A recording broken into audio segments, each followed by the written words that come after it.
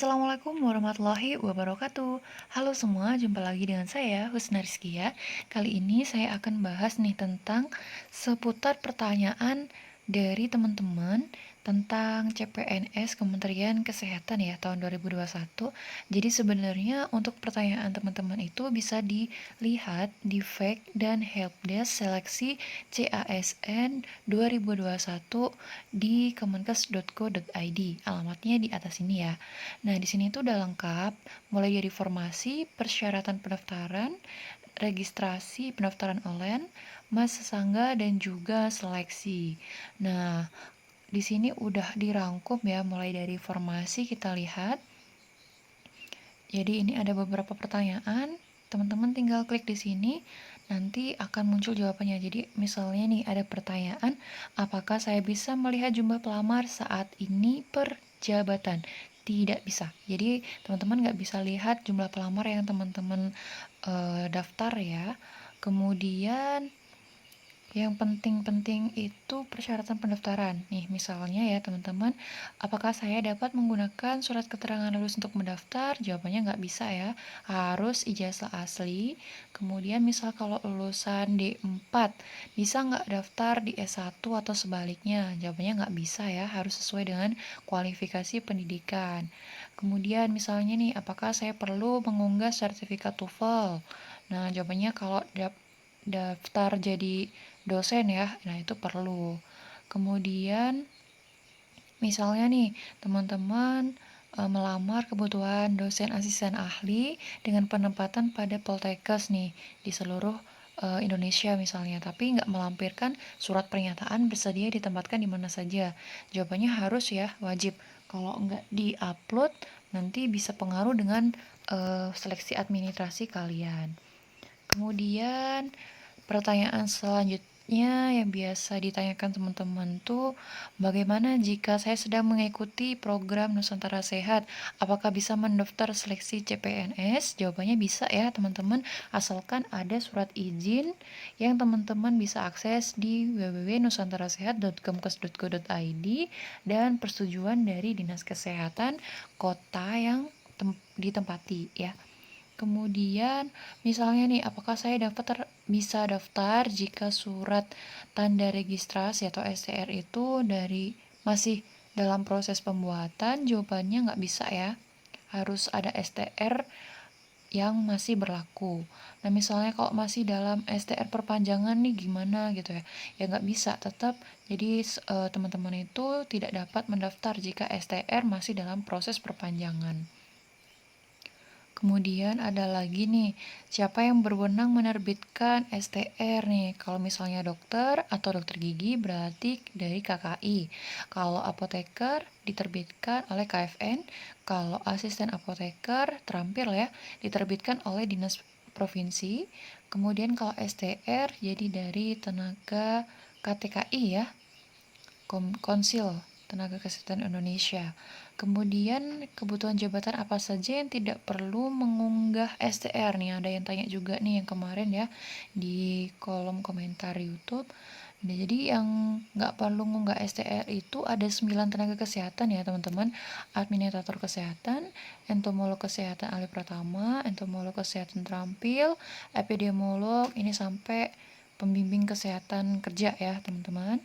Kemudian, misalnya nih, jika saya berpendidikan apoteker melamar untuk jabatan administrator kesehatan ahli pertama, haruskah saya melampirkan STR?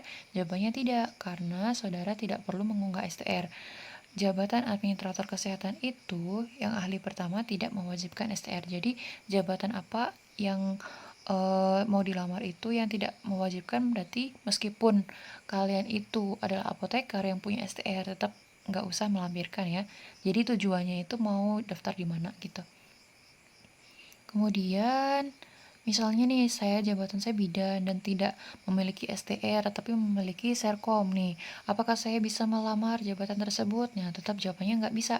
Harus punya STR karena STR itu wajib ya. Kemudian misalnya nih, apakah saya harus mengunggah akreditasi BNPT? Ya, misalnya kalau daftar kebutuhan kumlot ya atau dengan pujian kalian wajib. Kemudian apalagi ya, bagaimana jika saya peserta penugasan Nusantara Sehat nih, apakah bisa daftar? Nah, bisa ya jawabannya tadi. Nah, ini untuk yang persyaratan pendaftaran. Kalau yang pendaftaran online-nya, ini sering ditanyain juga ya.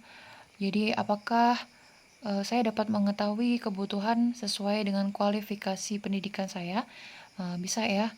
Jadi, teman-teman bisa tahu di halaman SSCASN, bisa di CASN-nya Kemenkes juga bisa.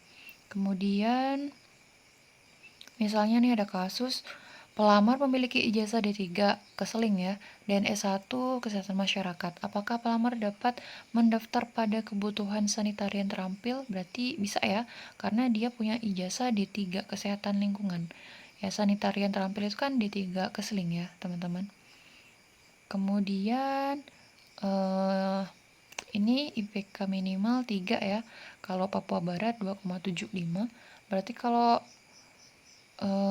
IPK-nya di bawah 3 nggak bisa daftar ya teman-teman, harus di atas 3. Kemudian ada lagi nih, apakah saya dapat melamar lebih dari satu jabatan? Jawabannya ya nggak mungkin ya, nggak boleh ya. Kalau CPNS saja, kalau CP3K, ya CP3K aja. Kemudian, apakah saya bisa mengganti atau membatalkan instansi yang telah saya pilih? Jawabannya bisa ya, selama teman-teman belum ngeklik tombol akhiri pendaftaran dan belum ada kata-kata resume gitu ya. Jadi bisa diubah, tapi kalau udah diklik jadi nggak bisa lagi ya. Jadi hati-hati. Kemudian, jika saya umurnya udah 35 tahun, lebih dari sehari, bisa nggak daftar gitu ya? Ya nggak bisa ya. Ya, ini tuh harus persis 35 tahun. Kalau misalnya teman-teman tuh dokter atau dokter spesialis baru maksimal 40 tahun. Kemudian, apakah harus kirim berkas ke Kemenkes? Jawabannya nggak usah ya. Jadi semua berkas itu cukup diunggah nih.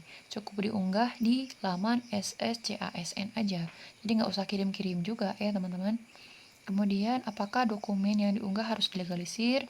Jawabannya nggak usah, karena yang diunggah itu cukup scan aslinya aja. Ada lagi nih, apakah ada ketentuan latar belakang foto yang harus diunggah?